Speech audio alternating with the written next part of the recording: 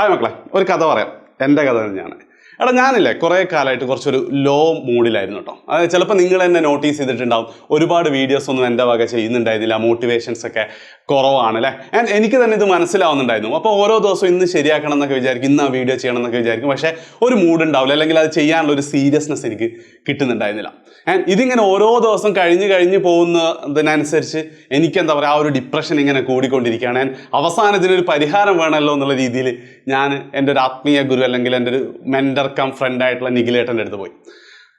നിഖിലേട്ടൻ എന്തെല്ലാം അജാസ വിശേഷമൊക്കെ ചോദിച്ചു. ഞാൻ എന്നിട്ട് പതുക്കെ കാര്യം അവതരിപ്പിച്ചു. നിഖിലേട്ടാ, എനിക്ക് കാര്യമായിട്ടൊരു പ്രശ്നമുണ്ട്. എനിക്ക് ഒന്നിനൊരു മൂഡില്ല, അല്ലെങ്കിൽ ഒരു സീരിയസ്നെസ് കിട്ടുന്നില്ല, ആകെ ഉഴപ്പിക്കൊണ്ടിരിക്കുകയാണ് എല്ലാ ദിവസവും.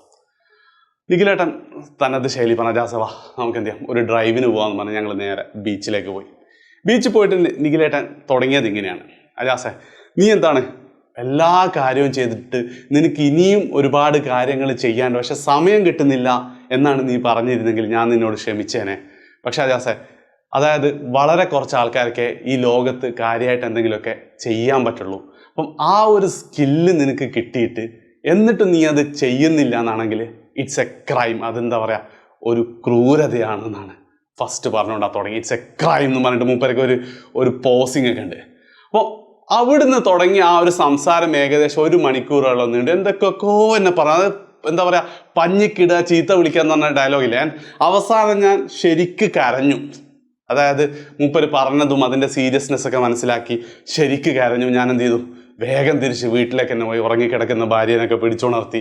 എന്നിട്ട് പറഞ്ഞത്, ഞാനിനി ഇതുപോലെ ആയിരിക്കില്ല, പിന്നെ ഇനി നാളെ മുതൽ എന്തായിരിക്കും, ഞാൻ വേറൊരു മനുഷ്യനായിരിക്കും, പിന്നെ ഭയങ്കരമായിട്ട് നിങ്ങൾക്കൊന്നും എന്നെ അങ്ങനെ കിട്ടൂല. അപ്പം വൈഫ് സ്ഥിരം രീതിയിൽ എന്താ, ഓൾറെഡി നിങ്ങൾക്ക് ഞങ്ങളോട് ടൈം സ്പെൻഡ് ചെയ്യാൻ സമയം കിട്ടുന്നില്ല, അപ്പം അതിൻ്റെ മുകളിലാണ് ഇങ്ങനെ എന്നൊക്കെ പറയുമ്പോൾ ഞാൻ അവളോട് പറഞ്ഞൊരു ഡയലോഗ് ഉണ്ട്: എടി നിനക്ക് ഭഗത് സിംഗിൻ്റെ ഒക്കെ കഥ അറിഞ്ഞൂടെ, എന്തൊക്കെ കാര്യങ്ങളാണ് മൂപ്പരൊക്കെ ഒഴിവാക്കിക്കൊണ്ട് എന്ത് ചെയ്തത്, ആ ഒരു രാജ്യത്തിന് വേണ്ടി പോരാടിയത്. അപ്പം കുറച്ച് ആൾക്കാർക്ക് എന്ത് ചെയ്യേണ്ടി വരും, അങ്ങനെ മാറ്റം വരുത്താൻ ഉദ്ദേശിക്കുന്നില്ല, മാറ്റം വരുത്താൻ വേണ്ടിയിട്ട് ചിലതൊക്കെ നമുക്ക് ത്യജിക്കേണ്ടി വരും എന്നൊക്കെ പറഞ്ഞ്. അപ്പോൾ അവൾ കാര്യമായിട്ടൊന്നും മിണ്ടിയൊന്നുമില്ല. രാത്രി 1 മണിക്കൊക്കെയാണ് ഈ ഒരു സംഭവം.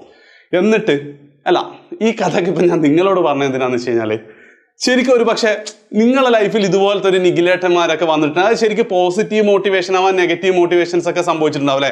ചിലപ്പോൾ എന്താ പറയുക, ടീച്ചേഴ്സിന്റെ ചില ഇൻസൾട്ട്, കുത്തുന്ന വാക്കുകൾ, അല്ലെ ഫാമിലി റിലേറ്റീവ്സിന്റെ ചില കുത്തുന്ന വാക്കുകൾ, അല്ലെങ്കിൽ എന്താ നമ്മളെ ക്രഷായ പെൺകുട്ടി ചിലപ്പോൾ പുച്ഛത്തോടെ നമ്മളോട് നോക്കിയത്, അതായത് ഒരു ആൻസർ പറയാതെ ക്ലാസ്സിൽ ഇങ്ങനെ നിൽക്കുമ്പോൾ ആ ഒരു പുച്ഛത്തോടുള്ള നോട്ടം, അതൊക്കെ ചിലപ്പോൾ എന്തായിരിക്കും നമുക്ക് സീരിയസ്നെസ് ആവാൻ, അല്ലെങ്കിൽ അതൊക്കെ മാറ്റി ഒരു മോട്ടിവേഷൻ കിട്ടാൻ വേണ്ടിയിട്ട് ഉണ്ടായിട്ടുണ്ടാവും അല്ലേ. അതേപോലെ തന്നെ ചിലപ്പോൾ പോസിറ്റീവായിട്ട് ചില ആൾക്കാർ നമ്മളേറ്റവും ഇഷ്ടപ്പെട്ട, നമ്മളേറ്റവും പ്രിയപ്പെട്ട ടീച്ചർ പറയണത്, മോനെ ഇതിങ്ങനെ ഒന്നും ആയപ്പോലെ, നിനക്ക് നന്നായി പഠിക്കാൻ പറ്റും, നീ ജസ്റ്റ് ഒന്ന് പഠിച്ചു തുടങ്ങുന്നതൊക്കെ പറയുമ്പോൾ യെസ്, എന്താണ്, ഞാൻ ഇന്ന് മുതൽ പഠിച്ചു തുടങ്ങുക എന്നുള്ള തീരുമാനം ഉറപ്പായിട്ടും നമ്മളെ ലൈഫിൽ ഒരിക്കലെങ്കിലും നമ്മൾ എടുത്തിട്ടുണ്ടാകും. ചിലപ്പോൾ അതൊരു പോസിറ്റീവ് മോട്ടിവേഷൻ ആയിരിക്കും, ആൻഡ് ചിലപ്പോൾ നെഗറ്റീവ് മോട്ടിവേഷൻസ് ആയിരിക്കും. ആൻഡ് അതേപോലത്തെ ഒരു തീരുമാനമാണ് അന്ന് ഞാനും എടുത്തിട്ടുണ്ടായിരുന്നത്. അന്ന് രാത്രി ഞാൻ ഇരുന്നിട്ട് എൻ്റെ ഒരു ദിവസത്തെ ടൈം ടേബിൾ അടക്കം ഉണ്ടാക്കി. എന്താണ്, രാവിലെ 6 മണിക്ക് എഴുന്നേക്കാം, 6 മണി മുതൽ 7:30 വരെ എനിക്ക് എന്ത് ചെയ്യാം, എനിക്ക് ഫിസിക്സ് പഠിക്കാം. എന്നിട്ട് 7:30 മുതൽ 8:15 വരെ കുട്ടികളെ സ്കൂൾ വിടേണ്ട സമയമാണ്. ആ സമയത്ത് വൈഫിനൊന്ന് ഹെൽപ്പ് ചെയ്ത് കുട്ടികളൊക്കെ ഒന്ന് സെറ്റ് ചെയ്ത് 8:15 സ്കൂള് കുട്ടികളെ വിട്ടിട്ട് നേരെ എന്ത് ചെയ്യാം, റൂമിൽ കയറാതെ ജിമ്മിൽ പോകാമെന്നൊക്കെ പറഞ്ഞിട്ട് ഫുൾ ഡേ ടൈം ടേബിളൊക്കെ ഉണ്ടാക്കി. ചിലപ്പോൾ നിങ്ങൾ അതുപോലെയൊക്കെ ഉണ്ടാക്കിയിട്ടുണ്ടാവും അല്ലേ. എന്നിട്ട് നിങ്ങൾക്ക് എന്താ സംഭവിച്ചത്, അത് തന്നെയാണ് എനിക്കും സംഭവിച്ചത്. ഞാൻ അന്ന് പിറ്റേന്ന് എഴുന്നേൽക്കുന്നത്, കാരണം ആവേശം കാരണം ഉറങ്ങാൻ ലേറ്റായി. പിറ്റേന്ന് എഴുന്നേറ്റത് 9 മണിക്കാണ്. അതോടുകൂടി ഫുൾ പരിപാടിയും അല്ലെ ഫുൾ പ്ലാനിങ്ങും തെറ്റി. അപ്പം സാറ് വൻ ആവേശത്തോടൊക്കെ തുടങ്ങി. ഇതാണ് അവസ്ഥ. അപ്പം അതിൽ നിന്ന് ഞാൻ മനസ്സിലാക്കിയൊരു കാര്യം എന്താ വെച്ചാൽ, ഈ സീരിയസ്നെസ് അല്ലെ മോട്ടിവേഷൻസ് അല്ലെ പഠിക്കാനുള്ള മൂഡ് അല്ലെ ഒരു കാര്യം ചെയ്യാനുള്ള ആവേശം എന്നൊക്കെ പറയുന്നത്, അത് പെട്ടെന്നൊരു സുപ്രഭാതത്തിൽ കിട്ടുന്നൊരു സാധനമല്ല.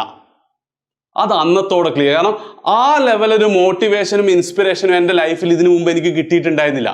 പക്ഷെ ആദ്യത്തെ ദിവസം തന്നെ എന്താണ്, അത് പുഴകിയിട്ടുണ്ടായിരുന്നു.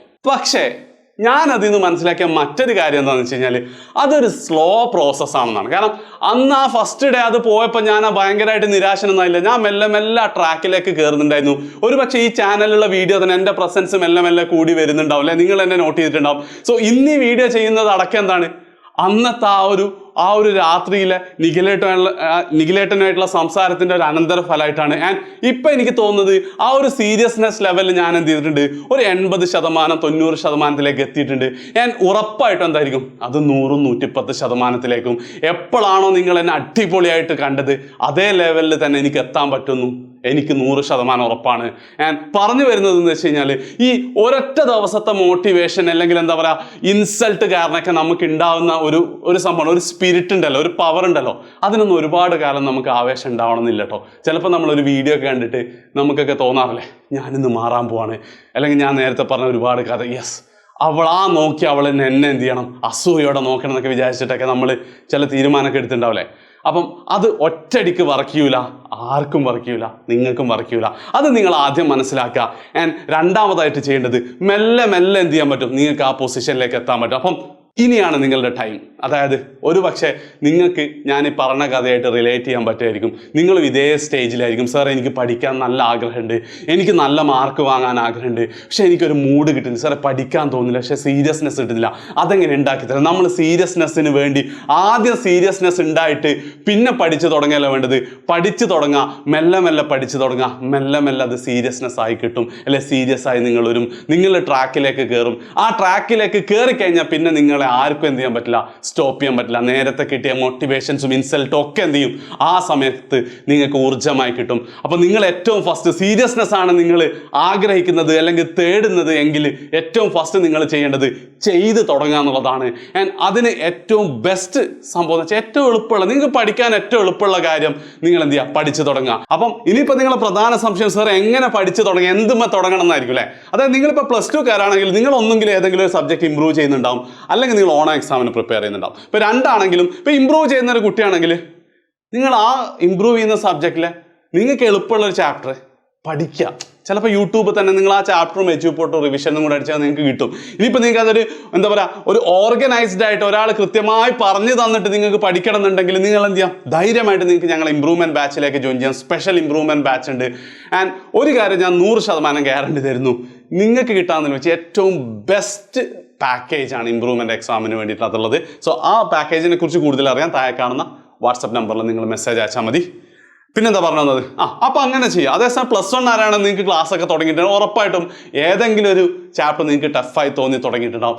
അതിനെക്കുറിച്ച് ജസ്റ്റ് യൂട്യൂബിലൊക്കെ നോക്കി 1-2 വീഡിയോസ് ഡെയിലി ഇങ്ങനെ കാണാം. അതായത് രാത്രി എന്ത് ചെയ്യാം, ഒരു 7:30 മണി മുതൽ ഒരു 8:30 മണി വരെയെങ്കിലും ഏറ്റവും മിനിമം നിങ്ങൾ എന്ത് ചെയ്യുക, ഒന്ന് പഠിച്ച് തുടങ്ങുക. ഇനിയിപ്പം ഓൾറെഡി അത് പഠിക്കുന്ന ആൾക്കാരാണ് 1 മണിക്കൂറും കൂടെ, നിങ്ങൾ ഇപ്പം എത്ര സമയമാണോ പഠിക്കുന്നത് അതിനേക്കാളും 1 മണിക്കൂറും കൂടെ നിങ്ങൾ എന്ത് ചെയ്യുക, നിങ്ങൾ പഠിച്ചു കഴിഞ്ഞാൽ നിങ്ങളും എല്ലാ ട്രാക്കിലേക്ക് എത്തും. ആൻഡ് ഷുവറായിട്ട് 1 മാസം കഴിയുമ്പോഴത്തേക്ക് നിങ്ങൾ എന്തായിരിക്കും, ആ ടോപ്പർ ആവാനുള്ള പാത്തിലേക്ക് എത്തിയിട്ടുണ്ടാവും. ഇനിയിപ്പോൾ ചില കുട്ടികൾ, സാറേ ഞാൻ ഫുൾ ടൈം പഠിക്കുകയാണ്, എനിക്കിനി 1 മണിക്കൂർ അധികം പഠിക്കാനില്ല എന്നാണ്. പൊന്നാര മോനെ, ഇത് സീരിയസ്നെസ് ഇല്ലാത്ത കുട്ടികൾക്ക് വേണ്ടിയിട്ടുള്ള, നീ ഓൾറെഡി സീരിയസ് ആണ്, നീ ഇത്രയും നേരം വീഡിയോ കണ്ടത് എന്താ, വേസ്റ്റ് ആണ്. നീ എന്ത് ചെയ്യുക, നിന്റെ ഏതെങ്കിലുമൊക്കെ ഒരു ഫ്രണ്ടിന് ഇത് ഷെയർ ചെയ്ത് കൊടുക്കുക, അത്രേ പറയാനുള്ളൂ. സോ വീഡിയോ ഇഷ്ടപ്പെട്ടിട്ടുണ്ടെങ്കിൽ ഡെഫിനറ്റ്ലി നിങ്ങളെ ഫ്രണ്ട്സിനും കൂടെ ഷെയർ ചെയ്ത് കൊടുക്കുക. എൻ്റെ കഥ നിങ്ങൾ വേറെ ആരോടും പറയാൻ പാടില്ല കേട്ടോ. ശരി.